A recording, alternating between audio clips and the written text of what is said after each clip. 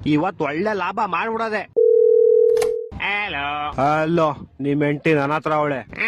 ಅವಳನ್ನ ನೀನೇ ಹಿಡ್ಕೊಂಡ್ಬಿಡು, ನನ್ನನ್ನು ಸಾಯಿಸ್ಬೇಡ ಪ್ಲೀಸ್. ನಿನ್ನ ಸಾಯಿಸ್ಬಾರ್ದ. ಲೋಪ, ಲವರ್ ಅಲ್ಲ, ಕಿಡ್ನಾಪ್ ಮಾಡಿರೋದ್ ನಾನು. ಹೌದಾ, ಹಂಗಾರ ಓಕೆ. ನಿನ್ ಹೆಂಡತಿ ನಾಳೆ ಬೆಳಗ್ಗೆ ಸೂರ್ಯನ್ ನೋಡ್ಬೇಕಾ?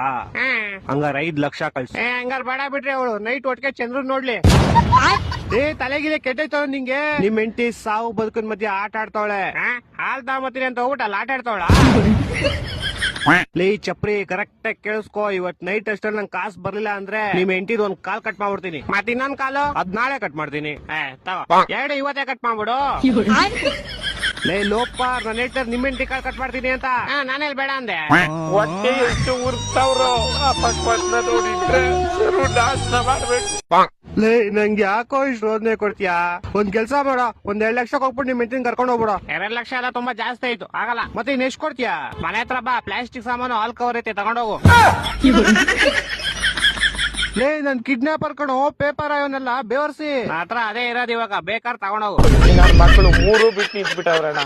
ಮಾನ ಮರ್ಯಾದೆ ಏನು ಇವಾಗ ಸಪೋರ್ಟ್ ಮಾಡೋದು.